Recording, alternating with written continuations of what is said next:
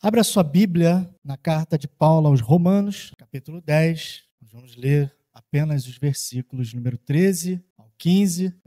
Hoje, a minha abordagem ela não será um sermão expositivo, como não é novidade para a igreja. Nós estamos em uma maratona de estudos aos domingos pela manhã. O pastor Fábio, há alguns meses atrás, começou aqui algumas exposições de temas bem específicos, com foco em compartilhar com a igreja os principais pilares da doutrina da nossa igreja, né? Os principais pilares da fé cristã. Então, nós estamos aqui com uma série de estudos falando sobre o que cremos, tá? E hoje a gente vai avançar um pouco mais.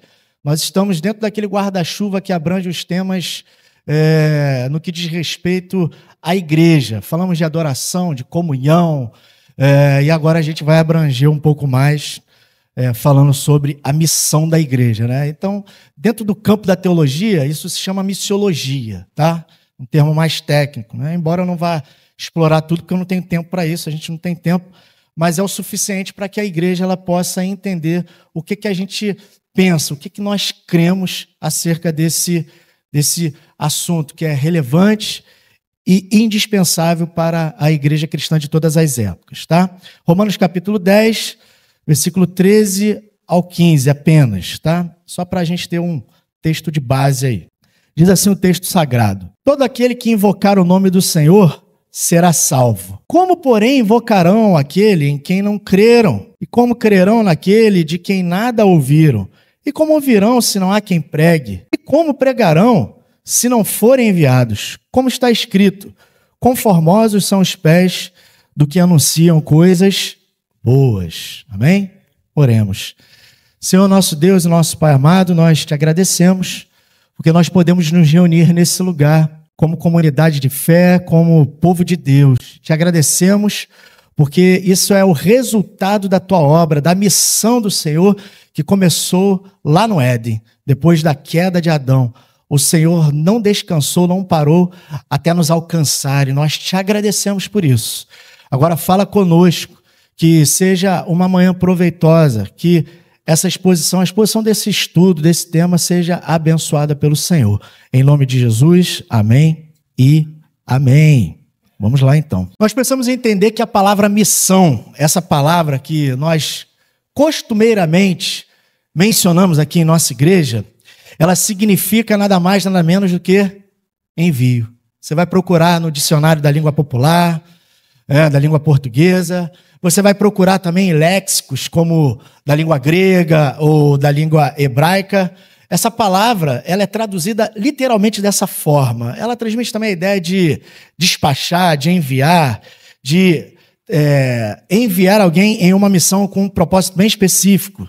E na Bíblia ela se refere ao envio de pessoas que foram enviadas por Deus para cumprir o seu plano, o seu propósito, especialmente o propósito de anunciar a salvação. Então, missões é algo que está, em primeiro lugar, no coração de Deus, porque foi Ele que criou o ser humano para a sua glória, para viver um relacionamento de intimidade com Ele e cumprir planos também culturais, conforme o relato de Gênesis, conforme Deus havia planejado em seu propósito inicial, quando criou a raça humana.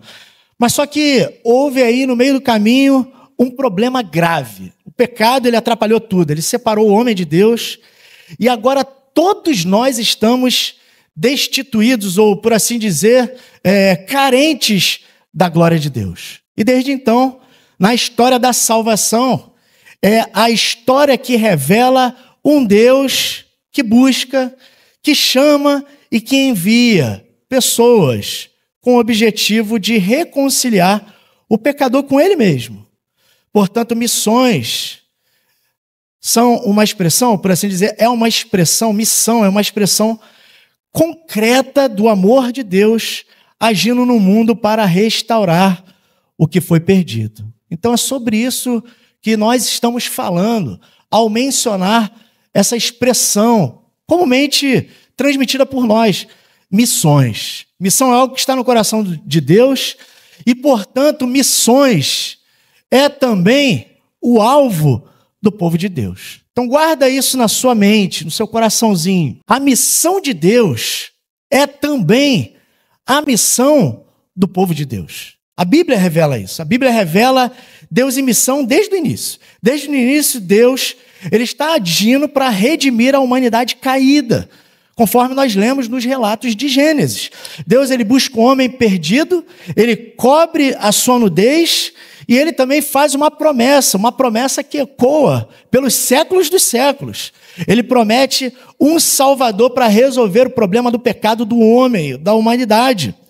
Deus ele também chama Abraão. Abraão ele é chamado por Deus e Deus faz promessas que abrangem todas as nações. Isso está no relato de Gênesis capítulo 12, que cobre o verso 1 ao verso 3.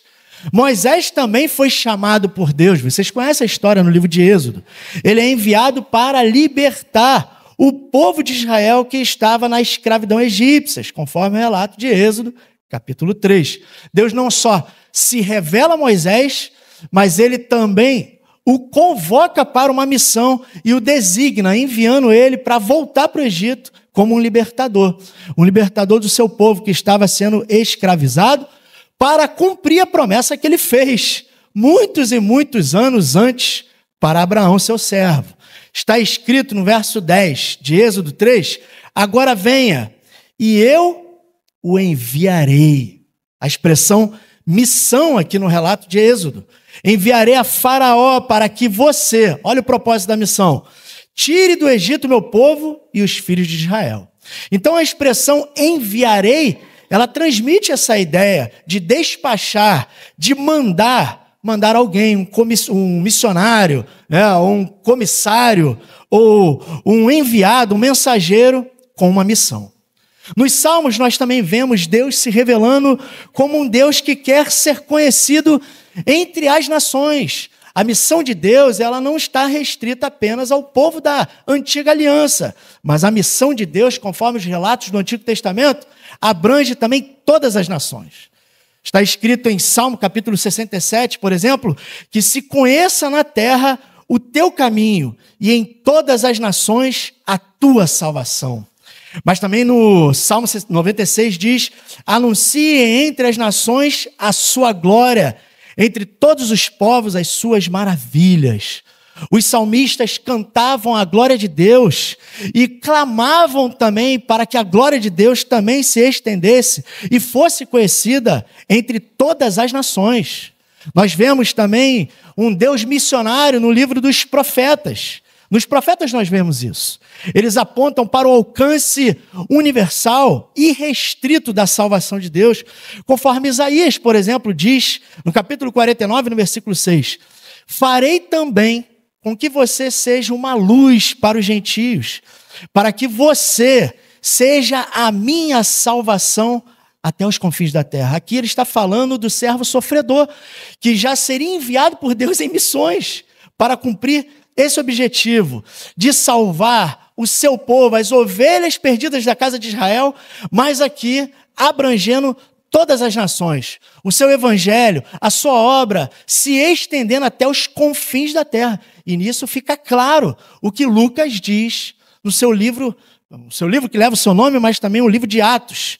E a missão era que começasse em Jerusalém, essa missão ela fosse estendida em toda a Judéia e Samaria, até os confins da terra, até chegar a nós, em pleno século 21. Nos evangelhos nós vemos o cumprimento dessa missão, o cumprimento dessa expectativa na antiga aliança. Deus ele cumpre a sua missão redentora, mas agora na cruz. E o Senhor Jesus Cristo comissiona seus discípulos para que pudessem embarcar na missão de Deus, como povo de Deus, para transmitir essa salvação entre todas as nações. Começando pelas ovelhas perdidas da casa de Israel. Essa expectativa profética na antiga aliança se cumpre de maneira perfeita, de maneira plena com a chegada do Filho de Deus, que seleciona homens, 12 homens, e os designa, ou seja, os prepara e depois os comissiona, enviando para que o evangelho fosse disseminado por toda parte. Há uma distinção da missão de Deus no Antigo Testamento e no Novo Testamento. É importante nós entendermos que a missão de Deus no Antigo Testamento era uma missão centrípeta. Ou seja, as nações deveriam vir a Deus para ouvir as suas maravilhas no meio de Israel. Já no Novo Testamento, a missão de Deus ela ganha uma proporção bem diferente.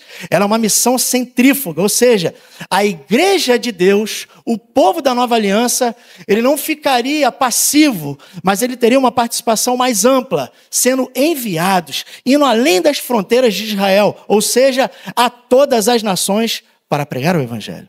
E é muito importante nós entendermos isso, porque Israel falhou em sua missão. Israel deveria representar Deus entre as nações. A palavra de Deus, as leis de Deus, os ensinamentos de Deus, a vontade de Deus, o plano de Deus deveria ser pregado, mas Israel insistiu em desobedecer. Israel insistiu em se manter passivo em vez de ganhar as nações, em vez de disseminar a mensagem de Deus entre as nações. Israel se enclausurou, se fechou, se desviou, achando que fosse o único povo exclusivo do plano de Deus e, contudo, caiu, se distanciando ainda mais de Deus. E Deus então escolhe um povo, esse povo é a igreja. Embora continue amando Israel, um povo escolhido de Deus, a eleição não é só uma eleição que abrange no sentido espiritual aqueles que Deus escolheu antes da fundação do mundo, mas Deus continua amando o seu povo israelita. Deus não abandonou Israel. Aquele Israel que a gente vê lá na televisão é o povo escolhido de Deus, embora ainda insistente, teimoso, obstinado em insistir, não crer no Filho de Deus como o Messias prometido na antiga aliança. É o povo escolhido de Deus, mas que falhou em sua missão. E nós, como povo da nova aliança, nós temos um chamado, nós temos um desafio, e nos juntarmos a Deus em sua missão, de levar as boas novas da salvação em todos os lugares. A igreja hoje ela tem um papel ativo na missão de Deus. E o nosso papel, conforme em Mateus capítulo 28, dos versos 18 ao 20, é fazer discípulo de todas as nações, batizando-os em nome do Pai, do Filho e do Espírito Santo, e ensinar as pessoas as doutrinas de Cristo, e ensinar com fidelidade. A Bíblia ela também revela, em segundo lugar, uma igreja atuante na missão de Deus, e agora eu vou fazer aqui um voo no livro de Atos, um voo, tá? Com pequenas aterrissagens, paradas estratégicas, para expor algumas aplicações e implicações importantes da missão do povo de Deus na missão de Deus. Atos capítulo 1 ao capítulo 7, nós vemos que a missão da igreja é uma missão local, porque ela nasce em Jerusalém. E é a partir de Jerusalém que o povo de Deus, os discípulos, os seguidores de Jesus, a nova comunidade redimida por Cristo, tem uma missão de pregar o evangelho. Mas nós vemos que a partir do capítulo 7 uma transição acontece. Depois da morte de Estevão, os cristãos eles são perseguidos. A igreja está estabelecida em Jerusalém, ela está, digamos assim, meio que confortável. É uma igreja que tem comunhão, eles perseveram na doutrina dos apóstolos, no partir do pão, eles compartilhavam tudo em comum. Ninguém tinha mais ou menos, tudo era em comum entre eles. E eles viviam em singeleza de coração. E até mesmo aqueles que não se juntavam aos cristãos contavam com a simpatia deles. Havia uma simpatia por aquela nova comunidade de seguidores de Jesus. Mas algo acontece. Estevão é preso, interrogado, e com muita autoridade e ousadia ele prega diante das autoridades, denunciando o pecado deles e o afastamento, o distanciamento deles. Uma reverberação, por assim dizer, ou seja, um reflexo do que Israel falhou no Antigo Testamento, na Antiga Aliança, fechados naquela religiosidade, naquele mundinho deles religioso, achando que aquela nova comunidade era uma ameaça para os seus interesses políticos, religiosos. Então eles condenam Estevão à morte e apedrejam ele publicamente diante de todos. Mas algo extraordinário acontece, porque embora seja algo que é de espantar, o povo de Deus perseguindo o próprio povo, por causa do nome de Cristo, eles matam Estevão, um homem selecionado entre os 7 para servir às mesas na casa de Deus, publicamente, de maneira cruel. E a perseguição ela tem um efeito duplo, ela dispersa os crentes por toda parte, mas a palavra de Deus é disseminada também em todos os lugares, saindo de Jerusalém e avançando por dentro de toda a Palestina, ao ponto até mesmo de Tertuliano, no 2º século da era da igreja cristã, dizer que o sangue dos mártires é a semente da igreja. Quanto mais os cristãos eram perseguidos e mortos, mais pessoas se convertiam ao ver a fé com coragem e ousadia. A perseguição faz com que a igreja saia daquele enclausuramento, daquele conforto em Jerusalém e comecem a abranger a missão também por toda a Judéia e Samaria. E é assim que Lucas cobre essa narrativa que vai do capítulo 8 ao capítulo 12 do livro de Atos. Nós vemos a missão agora deixando de ser uma missão a nível local e passa a ser uma missão a nível nacional ou regional, chame como quiser. Do capítulo 13 ao capítulo 28 de Atos, a missão ela é internacional, porque os seguidores de Jesus, eles entendem que a missão deveria abranger os confins da terra conforme profetizado nos profetas do Antigo Testamento. E nós vemos que a igreja ela se torna uma base missionária em Antioquia da Síria, o principal centro de missões da igreja do primeiro século. Lá, os cristãos eram ativos na comunhão, eles eram ativos no serviço da igreja, nas atividades da igreja, mas eles eram principais, eles eram protagonistas também na missão de Deus. Eles eram ativos na oração, eles eram ativos no preparo de obreiros, no ensino e no envio de obreiros para a missão, para se espalhar por todas aquelas regiões de influência grego-romana. Paulo, mais conhecido, e Barnabé, como bem outros missionários, também são comissionados pela igreja de Antioquia. Muitos deles nós conhecemos, Silas, Timóteo. Nós temos também Lucas, que presenciou e participou ativamente dessas missões e deixou isso registrado para que nós pudéssemos ter consciência dessa realidade missionária da igreja do primeiro século. Eles são comissionados pela igreja em Antioquia, que era uma base missionária, e que apoiava espiritualmente e os recebia de volta no fim das suas viagens missionárias, conforme o relato de Atos, capítulo 13, cobrindo os versículos de 1 a 13, versículo de 1 a 3. Mas em Atos, capítulo 17, nessa seção do livro, algo incrível, algo de inspirar, algo de nos motivar, de nos encorajar acontece. Porque, embora a igreja estivesse avançando em suas missões, a igreja não deixou de ser perseguida. A igreja ela avança de uma maneira missionária, ousada, debaixo de muita perseguição, debaixo de muitos desafios, de muitas lutas, de derramamento de sangue, muita hostilidade. No capítulo 17 de Atos, os cristãos eles são descritos como aqueles que têm transtornado o mundo. E isso destaca o impacto radical da mensagem cristã.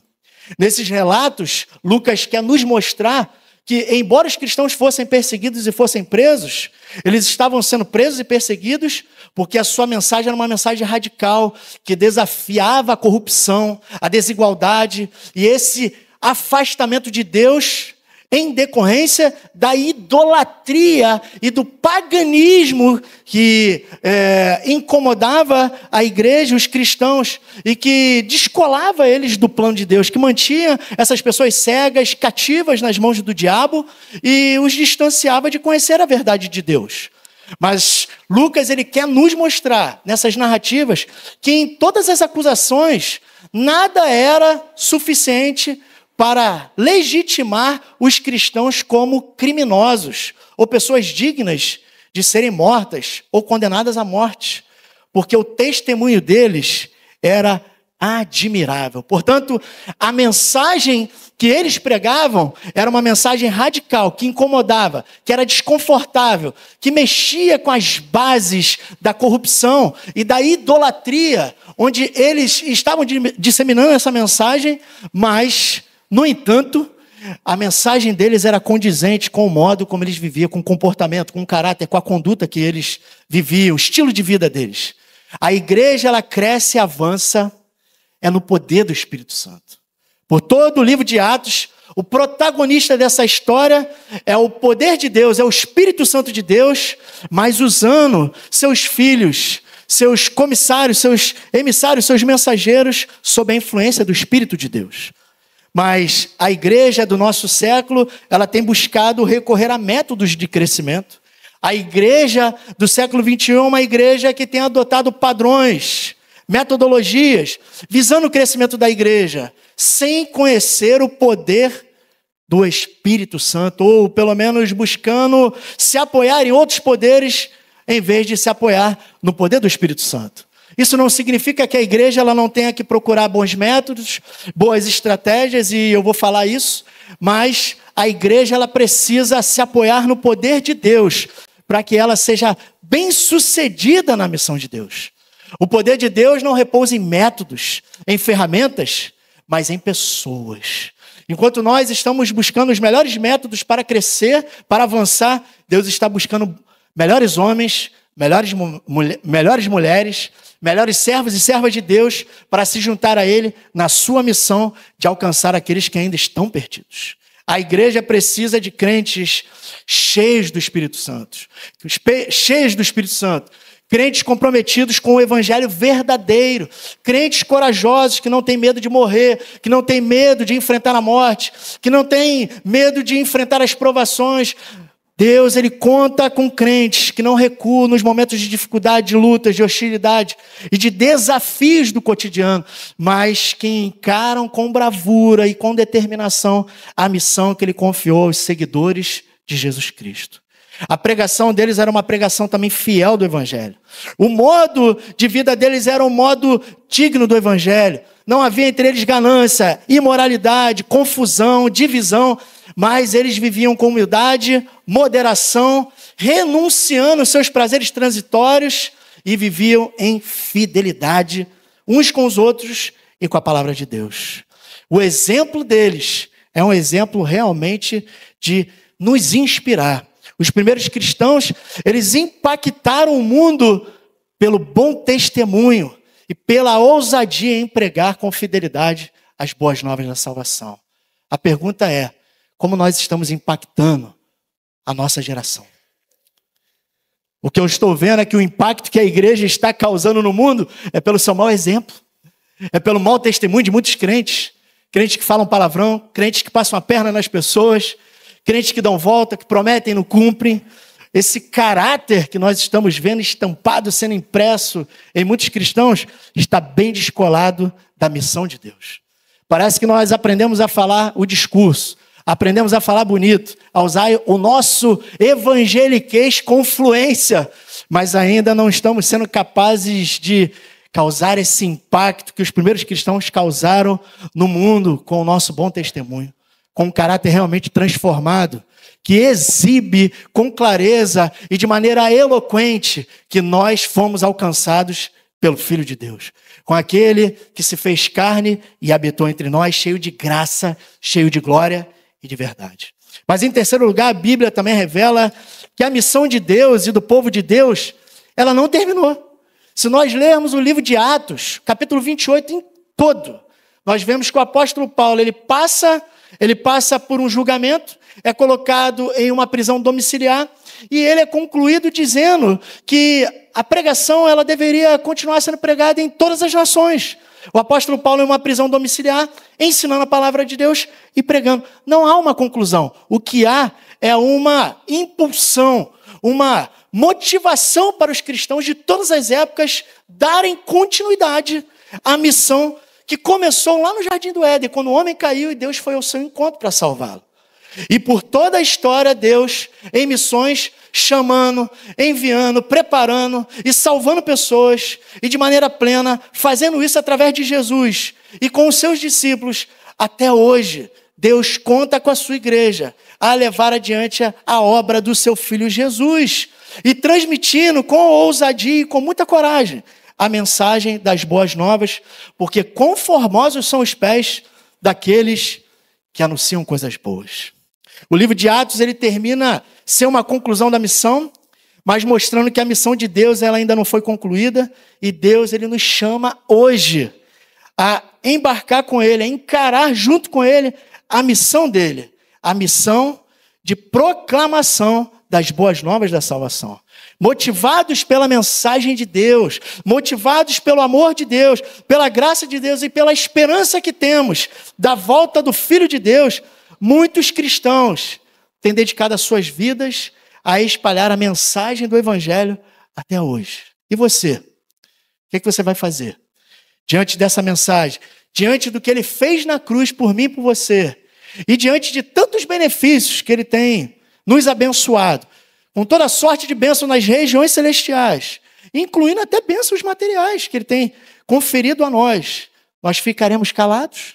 Um dia perguntaram para Jesus, e se os seus discípulos não falarem nada? Ele disse, as pedras vão clamar. Meu irmão e minha irmã, não sei você, mas eu não quero que nenhuma pedra substitua o meu papel. Eu quero cumprir a missão de Deus.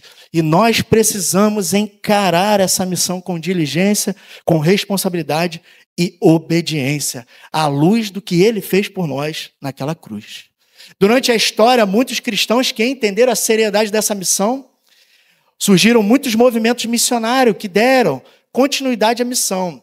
Começando aqui do século I ao século IV, nós vemos que o cristianismo ele se espalha pelo mundo greco-romano, muitas vezes de maneira informal por conta da perseguição. Hoje nós temos ferramentas, nós temos internet, nós temos livros impressos, e-books que nós podemos baixar de graça. Eles não tinham nada disso.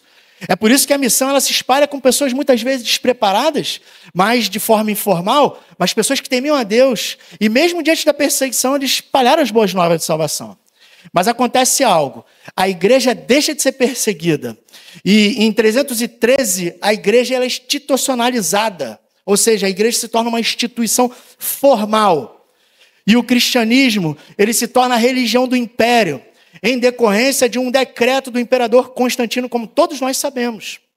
A partir do século IV até o século X, com a queda do Império Romano, missionários também imbuídos desse coração missionário se juntaram à missão de Deus.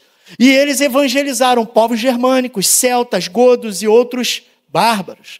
Século VI ao século IX, mosteiros se tornam centros missionários. Século X ao século XV, a cristandade ela já estava estabelecida em grande parte da Europa. Então as missões elas focaram nas fronteiras com o Islã e o paganismo e a ortodoxia eslava. E aí nós vemos, lá por volta do século XI ao século de número 13, né, o século XIII, as cruzadas. Vocês lembram das cruzadas? Muito embora essas cruzadas fossem com um discurso missionário, elas eram...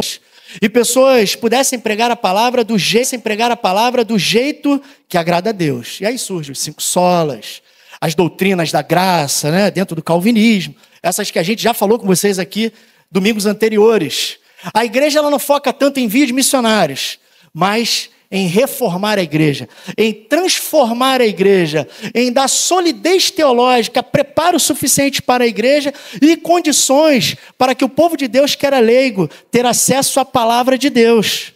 Mas na era moderna acontece o envio organizado de missionários para o mundo, especialmente em povos ainda não alcançados.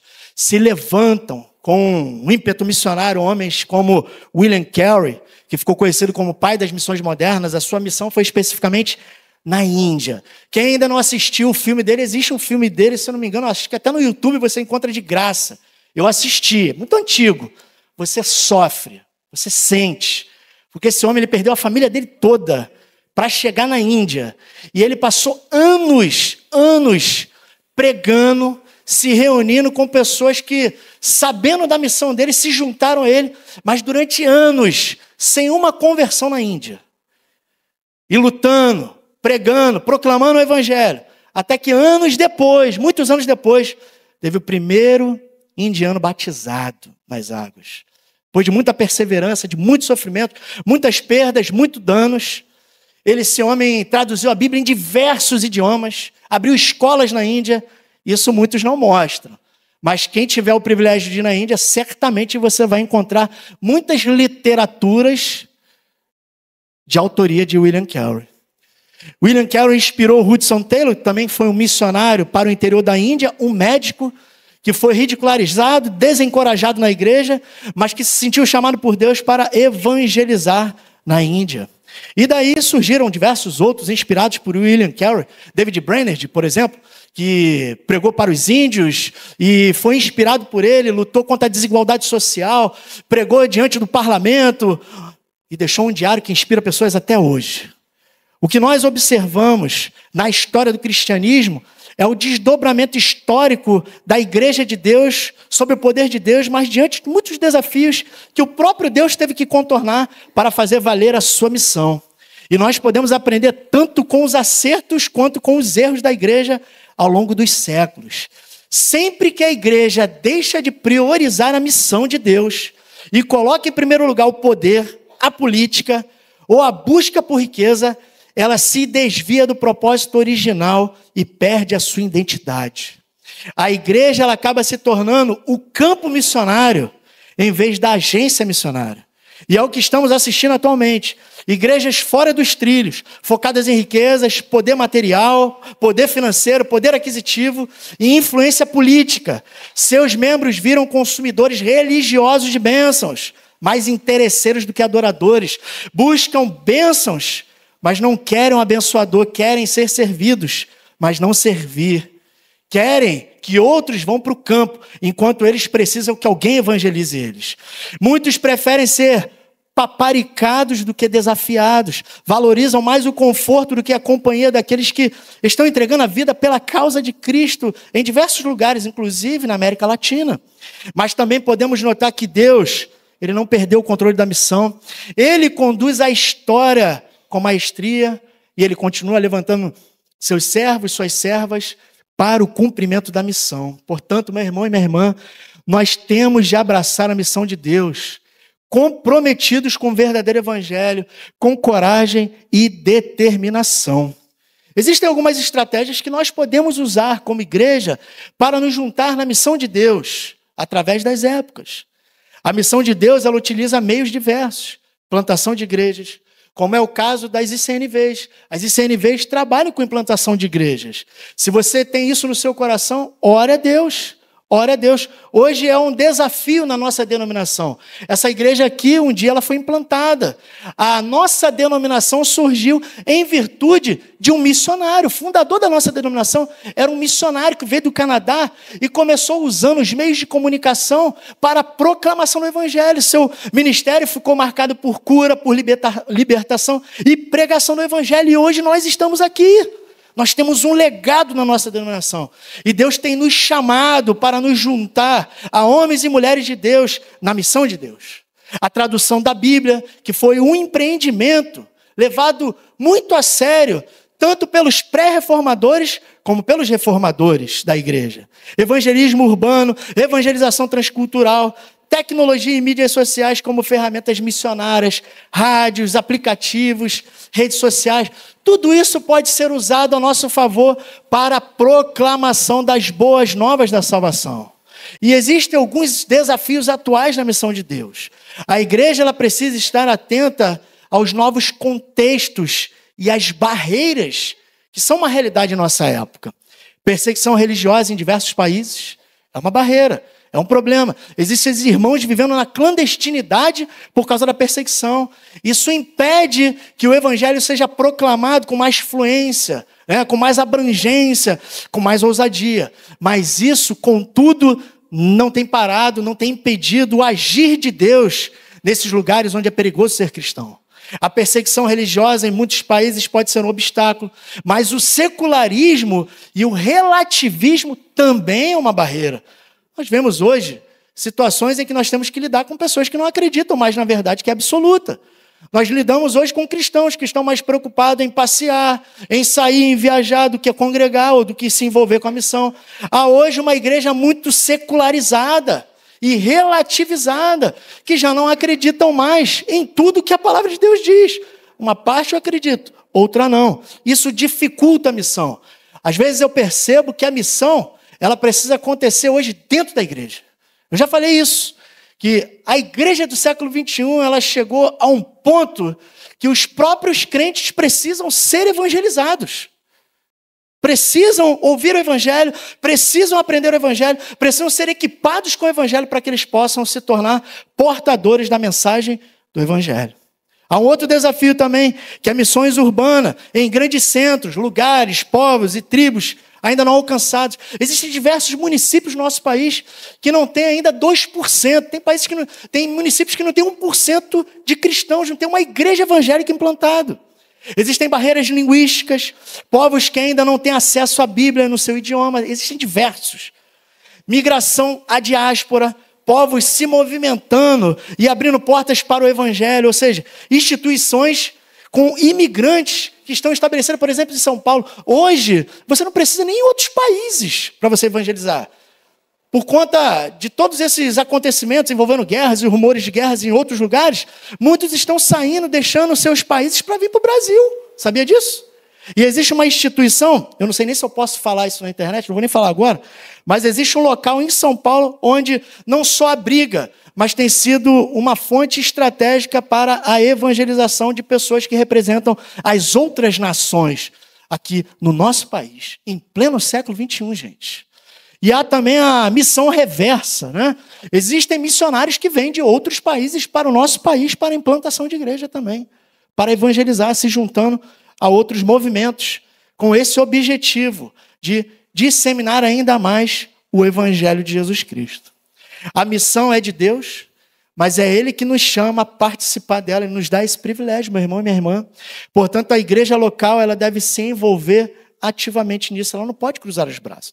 A igreja local ela precisa se preocupar com a missão e as suas responsabilidades, as suas atribuições na consolidação de novos membros, na consolidação dos membros, no preparo dos membros, mas também no envio e no desafio dos membros para que possam se juntar a Deus na missão de Deus. Cultivando e orando com uma visão missionária, a nível local, como nós vemos no livro de Atos, a nível nacional e a nível internacional. Muitas vezes nós vivemos enclausurado no nosso mundo, né? Vivemos os nossos problemas locais, mas Deus nos chama a ter uma visão mais abrangente, que abrange além das fronteiras da igreja local.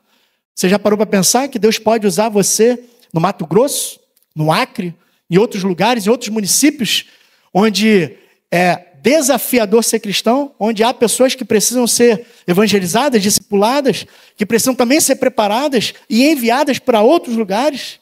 Nós também podemos nos preparar e preparar os membros para a evangelização como estilo de vida. A evangelização, ela não é algo agendado pela igreja. A igreja pode agendar evangelismo, programas, ações, iniciativas, mas os membros da igreja, nós como membros da nossa igreja, nós precisamos desenvolver isso como estilo de vida e promover o discipulado, seja na igreja ou fora da igreja. Trabalhando na implantação de novas igrejas, estabelecer parcerias com agências missionárias. Nós já recebemos missionários aqui na nossa igreja. Nós precisamos nos envolver ativamente com isso. Preparar, sustentar e, quem sabe, até enviar obreiros para o campo missionário. Será que se o pastor Fábio hoje fizer um desafio, lançar aqui, teria alguém hoje disponível, à disposição? Vou orar por isso, pastor. Deus está me chamando para essa missão. Porque a missão de Deus ela não terminou, ela continua no poder do Espírito, mas a igreja ela precisa despertar, ela precisa se encher do Espírito Santo e assumir com coragem o seu papel, porque na história o que nós vemos é que homens cheios do Espírito Santo se preocuparam não apenas em viver uma vida de santidade, mas também em transmitir a mensagem de Deus por toda parte, vivendo, proclamando o Evangelho, até que todos pudessem ouvir e fossem salvos pela fé em Cristo. A pergunta de Deus, registrada no livro do profeta Isaías, em harmonia com o que nós lemos na abertura dessa exposição. Como ouvirão se não há quem pregue? Isaías diz, a quem enviarei? E a quem há de ir por nós? Deus pergunta. Mas o profeta responde, eis-me aqui, envia-me a mim. Deus está perguntando hoje, a quem enviarei? Quem eu vou enviar do Lins?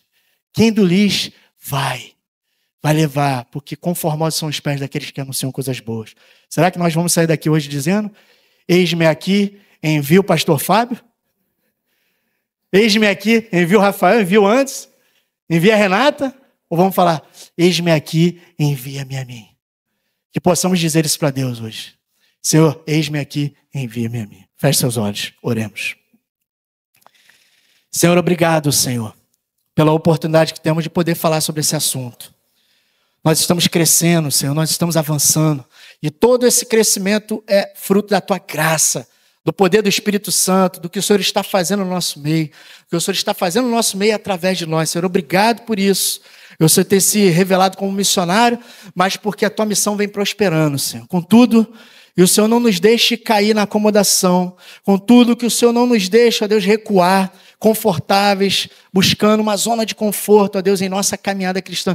Mas que possamos, ó Deus, nos juntar com aqueles que um dia corresponderam à tua vontade, se juntaram contigo na tua missão, dizendo, eis-me aqui, envia-me a mim. Senhor, que o Senhor possa levantar a nossa igreja, que ela seja um celeiro de missionários, de bons obreiros, de boas obreiras, de pessoas que vão causar um impacto profundo, ó Deus, em nossa sociedade. Ó Deus, alcançar, ó Deus, pessoas aqui, ali, acolá, ó Deus, e para onde o Senhor nos enviar. Em nome de Jesus nós oramos. Amém e amém. Glória a Deus. Que Deus abençoe.